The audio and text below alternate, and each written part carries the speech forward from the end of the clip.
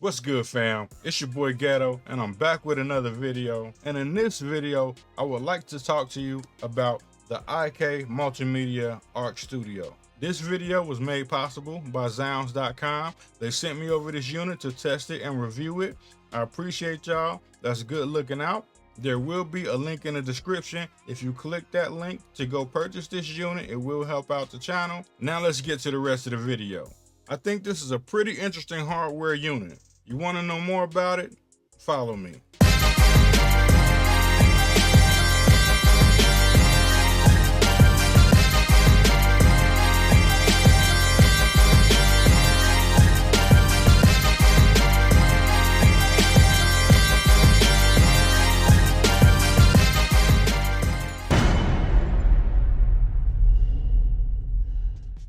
Alright, so as you can see, this is a very small unit. You can pretty much fit it anywhere, and it has a very specific purpose. It has a very simple design. It only has one button on it. It's basically an on and off button or a bypass button, whatever you want to call it, something like that. And the back of it is also very simple. It has two inputs and two outputs that are for your stereo in and stereo out. It also has a USB-C that you can connect to the computer and a power supply unit. That's basically it. Now, what can I say about this device? The thing that intrigues me the most about it is that it has its own built-in DSP. So this unit does its own processing without taking any processing from your computer. So you can run this device without your computer having any added stress from the processing that it's doing, and it works in real time, which is very cool in my opinion. And now, what exactly does this unit do? This is a room correction device. So the idea is basically to take your room and make it sound better for mixing and potentially mastering. As you know, most of us are in home studios, and a lot of the times our rooms are not treated as well as they should be. We may have, like in my case, some foam panels on the wall, carpet on the floor, things like that to help dampen the sound. But even with that, it's still not the best of soundproofing, and the room circumstances are not as good as what they should be or what they could be. This unit helps alleviate that and fix even more of those room problems. Now, this unit also does come with a VST version that you can run inside of the computer on your DAW, but if you do that, it does have some added processing to your system, a little bit of extra stress that may not be there if you wasn't using a VST in this type of manner. But let's go ahead and get it hooked up, and I'll show you a little bit more about it. We can listen to it and see how it sounds. All right, now that we have this set up, this thing does come with two versions of the software that you're going to need to install and activate and everything to be able to use it. And that is the actual VST that does all the processing and the room correction analysis software, which I have on the screen right now. I did forget to mention that this room correction system also comes with this microphone that is optimized for room correction and to work with the system. Now, you do not have to use this microphone. You can purchase the unit without the room correction microphone for a little bit of a cheaper price. You can also get the VST by itself as well. And you can use any microphone with the system, but this microphone, as I said earlier, is optimized to work better with the system than most other microphones on the market. Now, let's go ahead and get started trying to set this thing up. I probably should have this microphone on a microphone stand, but I think it'll be okay just holding it because it doesn't have to be 100% accurate as long as it's semi in the ballpark, somewhere within your listening space, your listening field. I've already done this a couple of times, so I'm gonna go ahead and do the simplified version of this room correction system, and we'll go ahead and we're gonna go ahead and get it done. All right, so it says welcome. We're gonna click next. Hardware setup. We are using the microphone that came with it, so that's what we have selected. This is basically the audio interface setup. Now on this screen, we select what kind of studio setup you have. And there's a bunch of different ones to choose from, different types of spaces. This is probably fairly close to my setup. Let's look at some of the other setups you have. so you basically pick which one closely resembles your situation. This tells you the mic placement, where you should be putting it at in order to do this room correction test. Now, at this point, you want to make sure that your microphone is on and it does have phantom power. You want to have the microphone close to your ear and then click play test. And in this case, you adjust your speakers accordingly. Now that you have that done, you got your speaker loudness set in order to complete the rest of the test. We've already done the advanced 21 mode and I got it saved. I'm not gonna do that right now because it does take a little bit of time. We're gonna do the quick mode, a little bit less accurate, but you'll get the picture. All right, so let's go ahead and get started.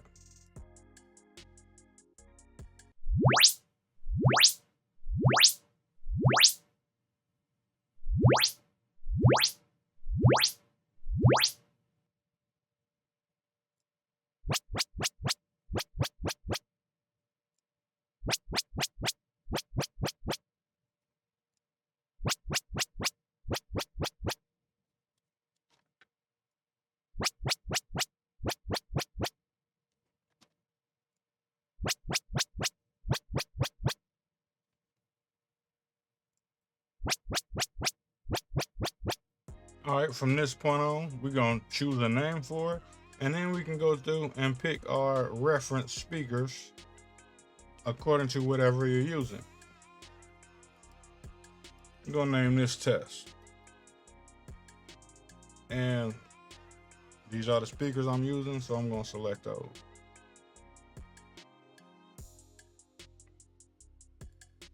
Okay, now we're done with the room analysis.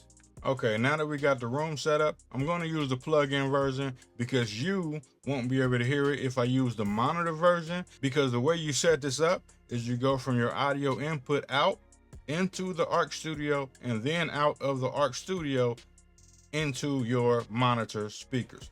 So you connect this thing in between your audio interface and your monitors. So it's outside of the computer space.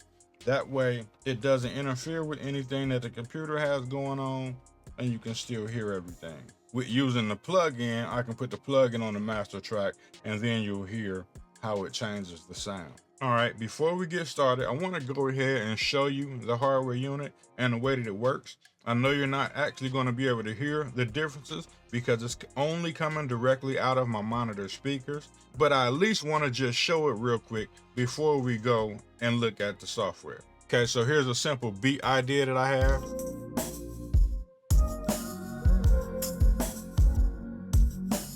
And again, this hardware unit is very simple. Right now, I'm playing the unaffected audio, and all I have to do is press this correction button.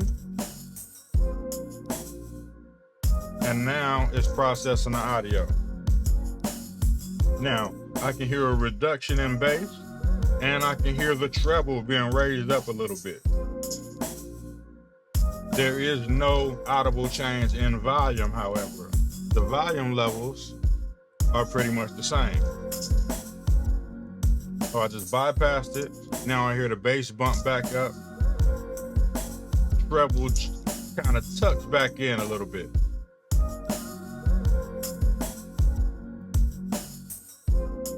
And now we have it engaged again. And this is doing all of this processing directly inside this unit.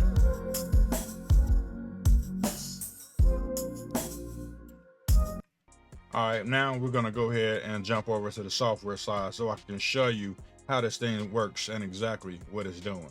All right, now we're in the software side of things, and this is the Arc 4 room correction plugin. The same thing that's running inside the hardware unit, but this is the version that you can run on the master track in your DAW. So we're gonna start with the edit window to where you can edit your settings if you want to. Right now it's bypass. I'm gonna go ahead and turn the power on for this thing. Move it over so you can see everything. So inside the edit window, you can mess around with the EQ frequencies, move them around however you want. I kind of recommend starting out leaving it at the default setting so you can get an idea and a feel for it. But later on down the line, if you want to tweak it, then you can tweak it. Right here, you have a combined left and right, or you can have solo monitor speakers. And then you can change your Q type basically, and then your default ranges. So by default, this is the default setting. You can change it to completely flat, or you can change it to a standard control room, lively room. Let's go to Dolby Atmos. So it'll change the EQ curve depending on what type of room you're setting this thing up for. Again, I'm staying on default for now. Now let's flip on over to the play side so you can see a little bit more of what's going on over there. Now, it looks really simple right now because I have everything turned off. So the first thing you want to do is select your measurement, your room control measurement that we set up a little while earlier. So I'm going to go right here to the measurement drop down, and I'm going to select my test measurement. Only thing that changed so far is it showed my speakers on the screen. Again, I have everything turned off so I can properly try to explain it. Okay, so here is the correction values from the room correction test. So this is the left speaker. Looks kind of wild on the bass end. The mid range, the low mid high is kind of flat. And then you see like the high range, it just falls off completely. And this is the right speaker. It's pretty much the same thing, but it's even more wild. So the bass on the right speaker is way out of control, and the highs on the right speakers sound non-existent. My room ain't a perfect square, and there's things all over the place. Have things blocking the sound and things like that. So that kind of would explain the difference in the left speaker and the right speaker. And then the white line is the target. So the white line is basically your flat monitoring field, or where it thinks the room should be. These are the after. This is the room correction. This is what it corrects your left and right speaker to. I'm gonna leave them both on. So this is the left speaker. It brings that bass way more in line. Let's turn off the right speaker so you can see one-to-one. Basically flattens out that EQ curve, and it raises the treble on the high end. Makes it more of a flat line. It's still not completely flat, but it brings it a lot closer in range. Now let's do the same thing with the right speaker. This is the original right speaker, way out of control. And this is the right speaker after, almost completely tame. Still a little dip on the high end, but it's way less than what it was before. So this is what they all look like together. So if you only want to see the before or the after, you can just click them on and off, and you can see that. You can also change this from natural to linear. It changes the EQ curve a slight amount, but not a whole lot. So I'm just gonna keep it on natural. This is the real-time audio, so you can see it like your EQ spectrum as it's playing. Let's play the beat. Basically turns off the on and off the spectrum. So that's pretty straightforward. Down here, you can change your default target. So that's the white line right here. So if you want to change your default target to a different room or different spectrum, you can still go back and change it. So if you wanted to change it to a lively control room or something, you could change that, and it will adjust your curve accordingly. So keep that in mind also. Now, the next thing I want to show you is once you have your room correction set up, you can also use this thing to emulate other speakers that are out there on the market, should you choose to. So let's say you wanted to emulate some Focal speakers or some iLoud speakers or something like that. You just go into this drop down right here for virtual monitoring, and you can change the speakers to whatever it is you want. So if you want some iLouds, now you have the EQ curve for our iLoud speakers, or whatever it is you want. There's a bunch of speakers in here to pick from. This is a 49-inch TV EQ curve. Let me turn on the before. And it kind of will adjust your speakers to match what that should be. So depending on what it is, smartphone. Here's a smartphone curve. So if you want your monitor speakers to sound like a smartphone, there it is.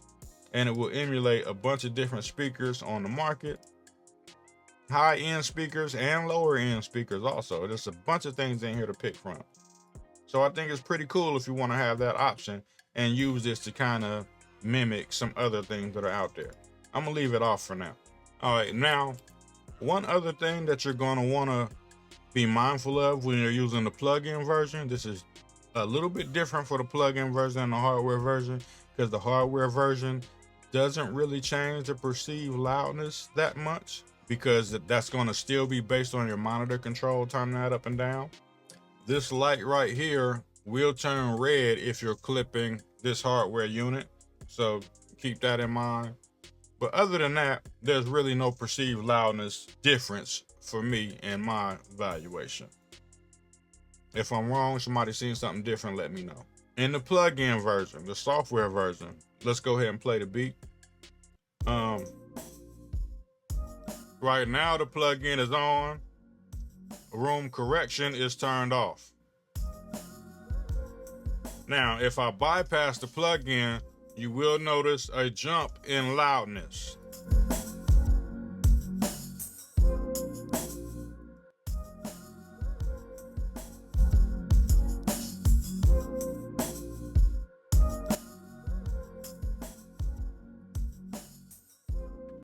Okay, so turning the plugin on and off does bring the volume down a little bit. Now we're gonna play it with the plugin on, and I'm gonna engage the correction so you can listen to how it's changing the frequencies. Let's turn on them before and after so you can see them.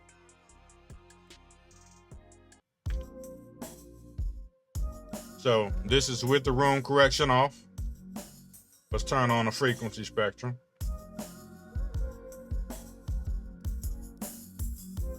Now this is with the correction on.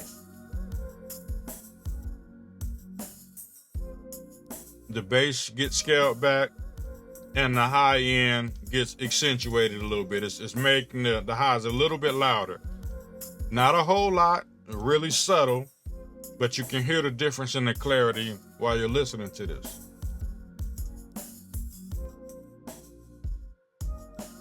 Room correction is off.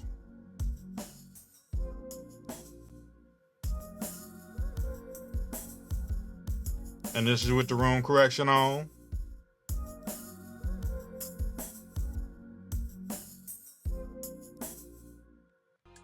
All right, so that's pretty cool. Now,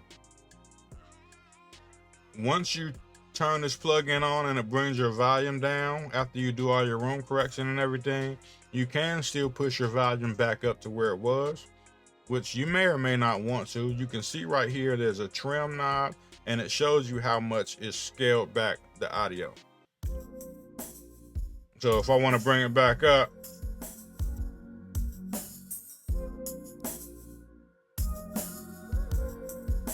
I can kind of push back in there to get that volume back.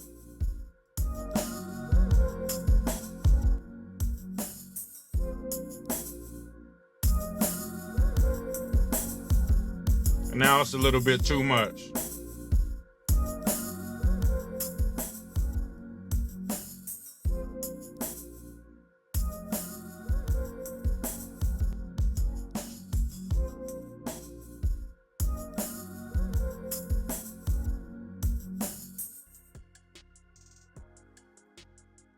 So I do think this is pretty dope for what it is. This is not an overly expensive unit. And again, for a lot of people, especially those that only want to work in standalone, you only need to connect this thing to the computer once just to do the initial setup. Once you're set up, unless you decide to change your room around or move to a different space, you never have to touch it again. For somebody to standalone and they want to have that corrected room sound and make it easier to mix, master songs or beats or whatnot, this might help. Now, I like what this unit is doing a lot. I do think it's really cool. A very, very excellent addition to my setup. The jury is still out on how much it will change the mixes, but I do believe it's probably going to be for the better.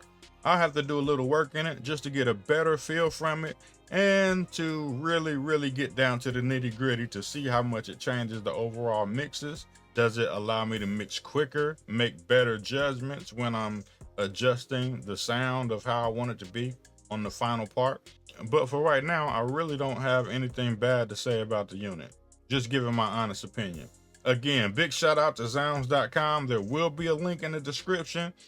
And as for this video, that's all I got. I'll see you in the next one. I'm out.